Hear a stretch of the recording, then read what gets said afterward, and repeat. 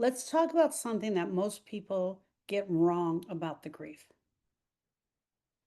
Most people get wrong the thought that grief is just about sadness, that it is this overwhelming sadness that they won't know how to deal with, they don't know what to do with, and that they're going to be like this for the rest of their life. For so many of us as grievers, we believe we're going to put on this hero's cape, and the hero's cape is going to be sadness. And we're going to wear this cape called sadness for the rest of our lives. That's part of the life sentence. And that we are going to be sad. We're not going to be able to enjoy vanilla ice cream. We're not going to enjoy church services. We're not going to go to the Christmas pageant. We'll never smile again. Our life is over. Most of us believe that because that's what we see other grievers do. Most of us believe it because we've never had a grieving experience and it does feel really sad. Sadness is part of this. Absolutely. A lot of us think that this is deep, deep emotional pain, deep, deep emotional sadness that we will never get over. And yeah, maybe there'll be some tears, but the sadness will hang on forever. And I'm here to tell you that that is not true. I'm here to tell you that sadness absolutely will be a part of your grief. It will. And there's nothing that I can do about that, and there's nothing that you can do about it. It will be a part of your grief. Maybe some moments of crying in your car. Maybe there'll be some moments where you break down in the car. There'll be some moments where you're in the grocery store where you see his favorite macaroni and cheese and you take off running. There'll be that moment when you're at the post office and his teacher comes in and you haven't spoken since the funeral. There'll be that moment where you open the pantry and you see the box of his favorite cereal. But for most of us, all of those things, even though they may be true, all we think of as grief as overwhelming sadness. Mostly we think of the sadness. We think sadness and grief go together like peanut butter and jelly. Friends, sadness is a huge part of the grief. But what people say, it's more in what they don't say when they check in. They don't say, hey girl, are you still sad? They don't check in on the sadness, right? So it doesn't give you a place to lay that sadness. They don't ask us if we're feeling any better. They don't ask us if we're still hurting. They don't ask us about that. It's in all the things that they don't say. So a lot of times we take the sadness like it's our ball and we go home and we sit in it. But here's the truth. Grief isn't just sadness. It's everything. It is a full body experience. It is the way that it affects every part of our body. Grief affects every part of your body. It takes over your mind. It takes over the intellectual thoughts. It takes over all the thoughts. It starts sending you crazy thoughts, even about the sadness. Your nervous system is exposed to the grief.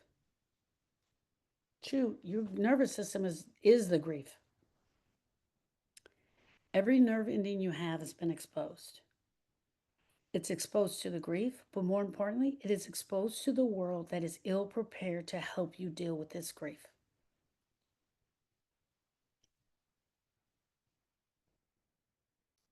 Your thoughts are running rampant.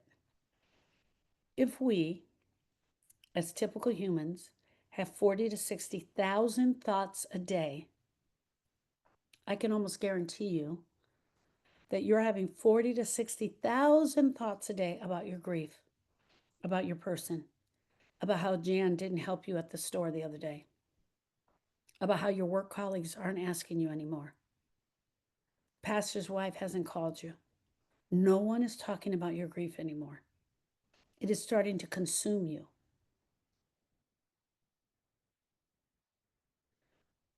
Grief also affects your beliefs. Your belief in God, your belief in the world, your belief in humanity.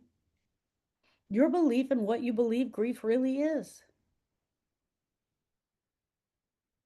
Grief affects your ability to eat, your ability to sleep, your ability to work and show up.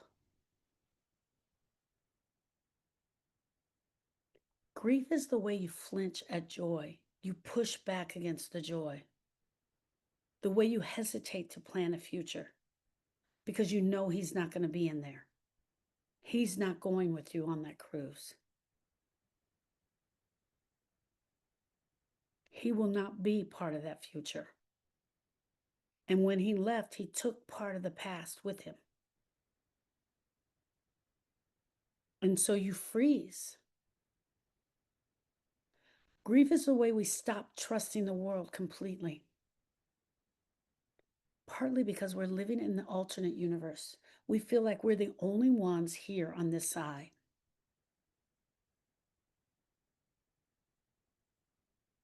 Because how can you not? How can you start unthinking what has happened? What has happened to you is not fair. Your whole entire life was pulled from you, ripped from you. Your arm was ripped off without permission, without anyone asking. It just ended. And no one but no one has told you.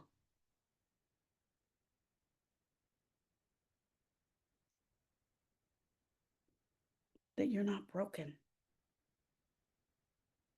They're not coming up and telling you you're not broken. They're letting you believe that. They are allowing you to believe that this grief is only sadness because they don't know. There is no doubt in my mind, as a humankind, in this entire big world, there's no doubt in my mind that you should have a loss due to death, due to divorce, due to breakup of a romantic relationship, or your fur baby die, that you should not go to the doctor and say, my child died, and your doctor not give you some direction in which way to go. And I'm not talking about a prescription for some pills. I'm talking about absolute direction in which way to go. No one's talking about the fact that you're not broken. No one's over here telling you, hey, girl, you know this is grief. This is the way it's going to feel. This is how you're going to feel for a little bit longer. I need you to be okay with it for as long as you can. And just so you know, you're going to feel this over your entire body. And then your doctor take out his pen and say, hey, there's a great grief specialist I want you to meet. Her name is Sharon Brubaker. Here's her phone number. Give her a call. Hey, doctor also says, hey, this grief is going to take a little bit of time. But it's something you're going to have to go after.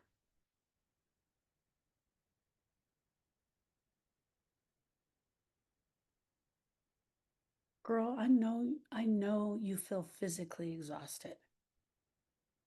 Because not only are you trying to figure out this grief thing, but you're also trying to figure out how to navigate through the universe. How to navigate through the universe. Where the hell did everybody go? They all showed up for the funeral, but now I can't find anybody. Nobody's calling me. Nobody's checking on me. I know you're physically exhausted. I know your limbs feel heavy. I know that it's taking every ounce of you just to keep pretending that everything is okay.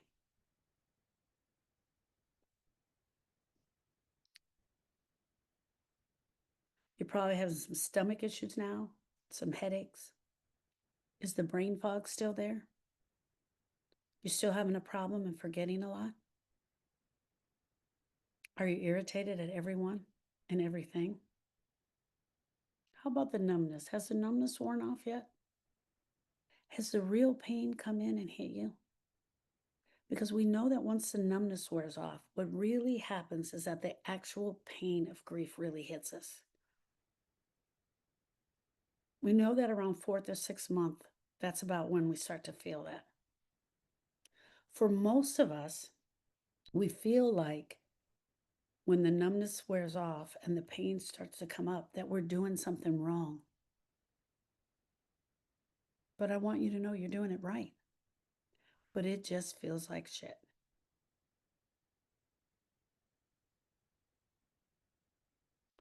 How anxious are you? How much anxiety are you having in this grief?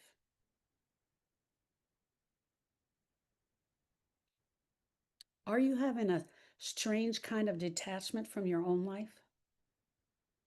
Are you looking at the world around you and in disbelief that this is even your life? That you are the one that has to carry on? You are the one that has to keep going? Like you're not even in this world. Earlier I said it's in an alternate universe, and that's exactly what I mean. You're here grieving, standing right here grieving, and they're doing, I don't even know what they do. They're just living their life. They're planning the party. They're going to the graduation. They're picking out their dress to wear to the wedding. They're cleaning up the desk because school year has ended.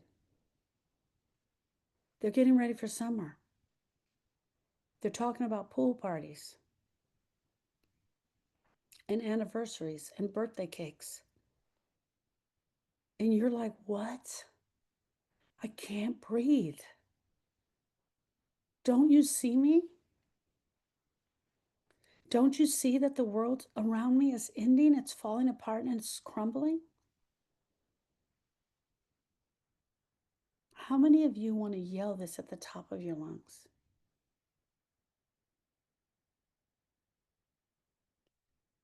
You feel a strange kind of detachment to the world and to your own life.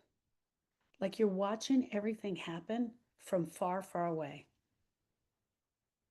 Like you're in a fog.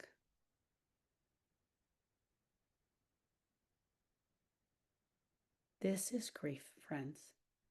All of that is grief, not just sadness, not just overwhelming sadness. It's grief. It's not you handling it bad. It's grief. Your nervous system is in shock and your body's keeping score. Your heart is trying to hold it all together before you just go off on anybody around you. And we call this, my friends, the grief storm. And it touches everything. Last night in Dallas, Texas, they had a huge storm. I heard thunder so loud. I mean, I think I screamed 3 times. The thunder was so loud. It was all over the news. They were talking about it. There were multiple small tornadoes, winds of 80 to 100 miles an hour, hail, rain.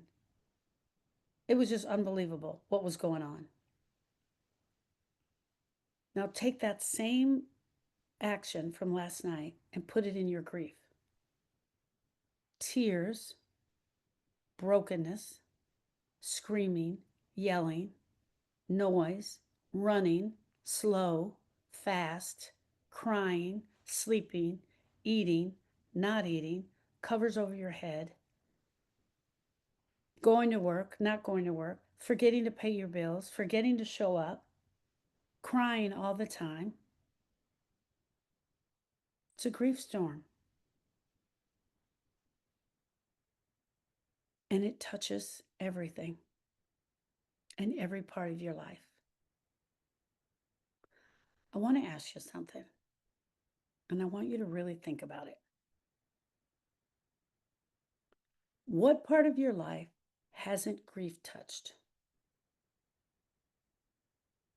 Has it not touched your church life? Has it not touched your work life? Has it not touched your school life? Has it not touched your girlfriend life? Your friendship life? Your grandbaby life? What part of your life has grief not touched? I can't say that there was ever a part of me that grief didn't touch. It touched every part of me. But let me ask you this. What have you stopped doing? What are you no longer doing because you're on this grief? You're in this grief storm. What are you no longer doing? Are you still playing golf? Are you still cooking? Are you still going to bunco? Are you still going to church? Are you living? Or are you avoiding? Who have you started avoiding? What are you avoiding? We got to call it out, friends. I'm not saying that while you're in the middle of the grief storm, you should go hang out with your girlfriends to make the grief feel better. That's not what I'm saying by any stretch of the imagination. I'm saying that while you're in the grief storm, you've got to do something about the grief so that you can stop avoiding. Sitting around and waiting for it to go away is not, it's a plan. It's absolutely a plan, but I guarantee you it's not going to work. Because if you're listening to this right now, there's chances that you are not dealing with the grief, and you sure as hell aren't dealing with the sadness.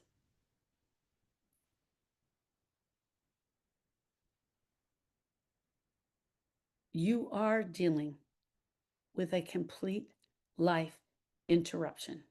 Your life has been interrupted. You have a complete identity shift. And I'm so, so sorry. My heart breaks when I think about that. When I think about that you are no longer a we. You are a me. You aren't his mom physically.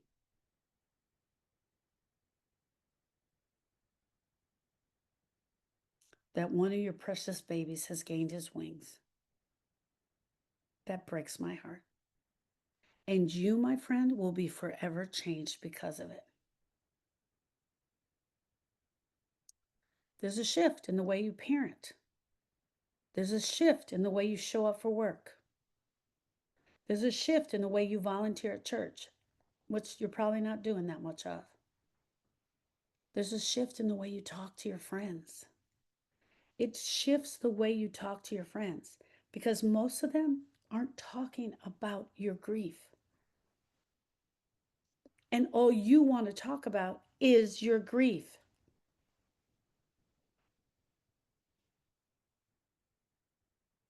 There's a shift in the way you get through your day. Some days you don't even get out of bed. Some days you don't even eat. And that, my friends, is where you are forever changed. Does it mean you will stay like this for the rest of your life? That you will stay in bed for the rest of your life? That you're going to parent different and you're not going to get out of bed and you're never going to eat again? No. There's these moments that go along with the grief.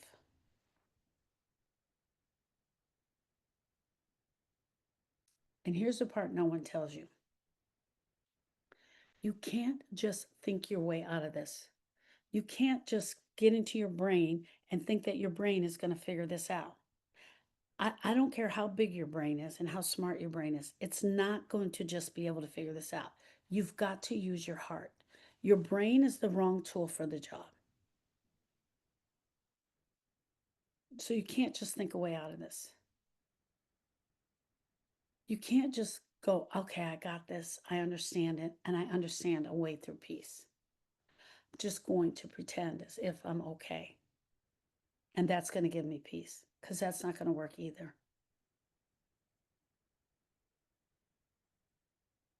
Grief is an emotional experience. It takes place in your heart. The emotional pain of grief that is in your heart has to be processed. You have to feel it in order to move it. You have to feel it. You have to move it. You have to speak it in order to let it out of your body. You have to speak it in order to let it out of your body, out of your chest, out of the cells, out of your skin, out of your nervous system. That means you're going to feel this sadness all the way through. That means you're going to feel the loneliness all the way through. You're going to feel this isolation all the way through. That's what it means. You, my friend, do not get to bypass grief. Because if I meet you in the alley 30 years from now and you've never done anything about this grief, I guarantee you it's still going to be there. You don't get to bypass it and act like it's not there. You don't get to bypass it with logic and think you're going to figure this out. Because it's not a mind-only experience. It's in your bones. It's in your soul. It's in your spirit. It's every part of who you are now. Grief takes action. You've got to go after the grief with action. Talking about it, feeling it, processing it, and completing it. All of the things. When was the last time you checked in with your body? When was the last time you asked your body how it was doing? Not to fix anything, not to fix this grief, but just to be aware of it, just to notice.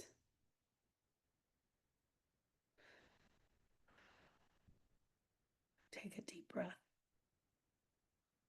Blow it out. Where am I holding the pain? Where am I holding the pain today? Is it in my throat? Is it in my chest? Is it in my stomach? Do you feel tired? Are you wired? Do you feel like shutting down? Do you feel like flooded with emotions? Where are you feeling this grief in your body? When was the last time you absolutely did a check-in with your body to see where the grief was at?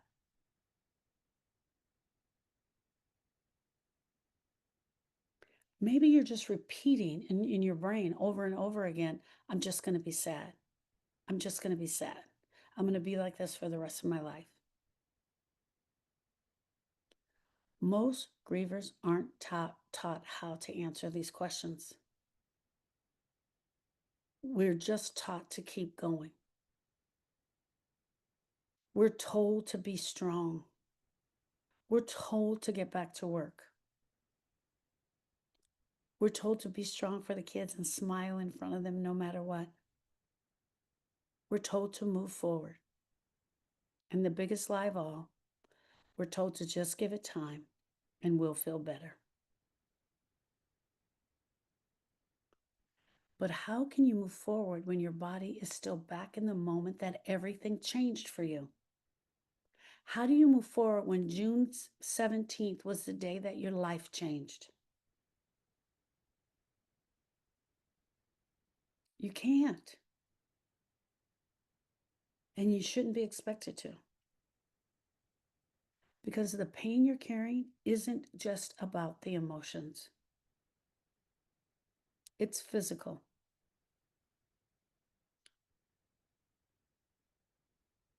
And in order for you to move forward in that area, healing has to happen there too.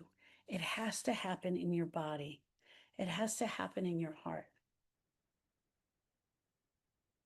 You've got to go and look at every aspect of it. But more than looking at every aspect of it, you've got to talk about it in order to move it, in order to start moving it. Friends, I created something in the grief school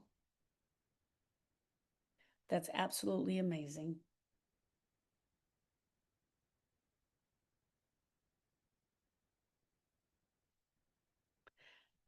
My computer unplugged. You're about to lose me. Prior to COVID, Erica and I used to meet grievers in an emotional weekend. We would do an emotional grief weekend where we would help them process the grief, teach them how to process the grief, and help them move on. Well, we haven't done it since COVID, but we're bringing it back. But with a little bit of a twist, because I want you to understand that this is not a place of vacation. It's not a place where I'm going to give you a massage. I'm going to rub your hand, love up on you. I'm going to love up on you, but I'm not going to tell you how beautiful you are. It's a place to really work through the grief. It's a safe place. I created it. It's called the it's a grief healing weekend intensive. Hear me out. The last word there is intensive. Intensive meaning to pay attention to something, concentrate on something. Because there needs to be a space, a real space, where you're allowed to stop performing. You're allowed to stop pretending. You're allowed to stop faking like everything is okay. A place where you can walk in carrying your grief and just set it down. And together we'll learn how to deal with that thing. Where we can start processing. Where you don't have to explain your pain. You don't have to justify your pain. I believe that you're walking in as a griever. You don't have to hide your tears.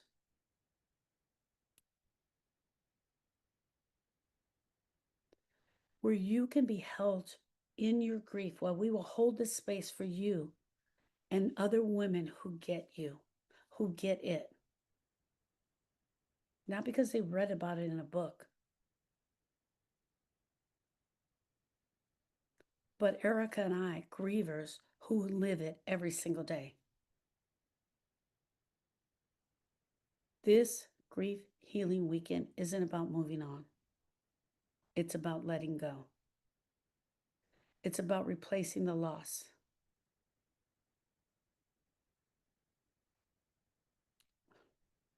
It's not about replacing the loss. I need the word not in there. It's not about replacing the loss with a distraction. That's not what I'm doing here. I want to finally give you a place to grieve, a place to land, and a place to be, a place to be witnessed.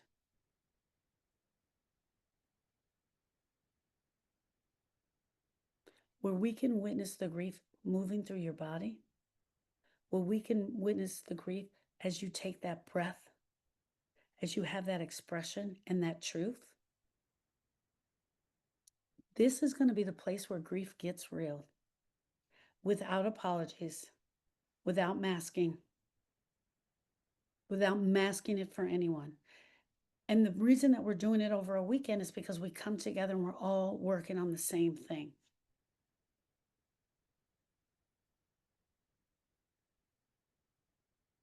I don't want you coming in thinking, oh man, I should be further along by now. I don't care where you're at. It doesn't matter for me where you're at. I'm going to find you. I'm going to grab your hand and I'm going to walk alongside you.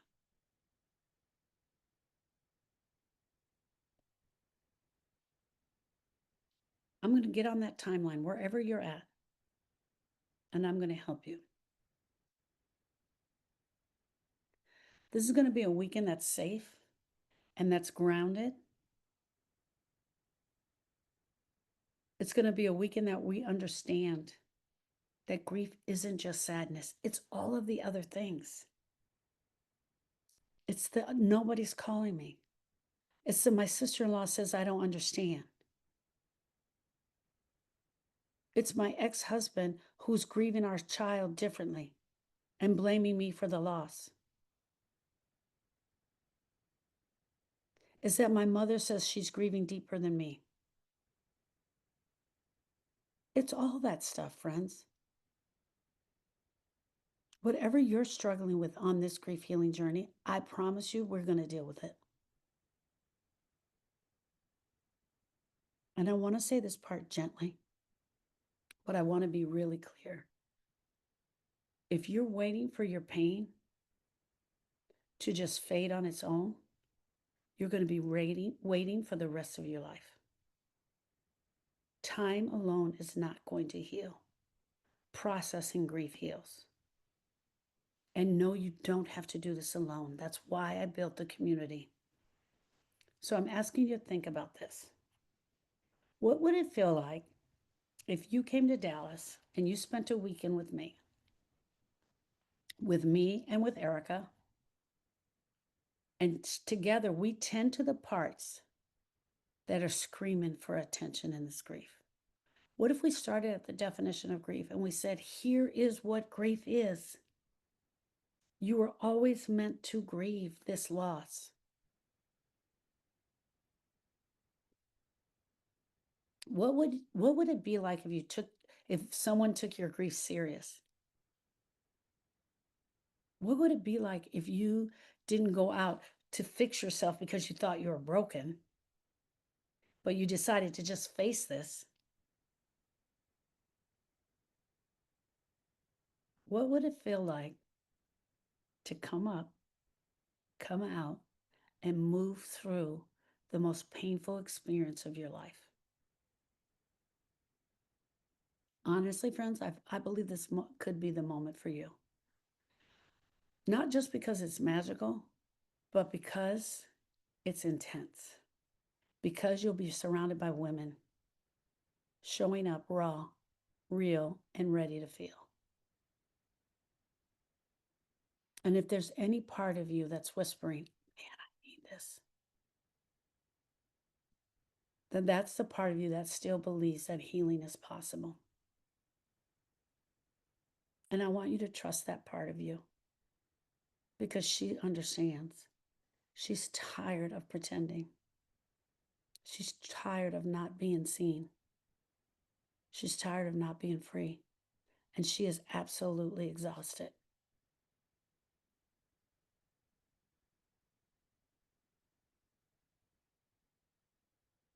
If anything of what I'm saying resonates with you, click the link in my meeting notes below and get on the wait list. My first grief intensive weekend this year is going to be July 24th through the 28th. The 28th is Monday night, where we'll actually meet on Zoom. The 24th is Thursday evening. We're going to get down to work. I promise you there will be crying. There will be love. There will be lots of hugs, but it will be life altering and life changing. You will walk out of there having really understood your grief, really understood the grief for your person,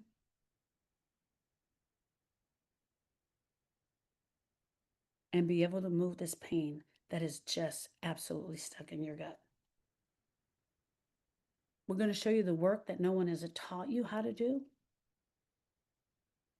Because, friend, if you're really, really ready to grieve this shit and move it, then this is the place. Because your grief matters. Your love for them matters. Your relationship with them matters. And you don't have to carry this alone anymore. I'll see you in the room where we're going to work on this, where you're going to bring the pain, where this pain belongs, and where your healing will finally start to begin. I look forward to meeting each and every one of you. Thank you, friend.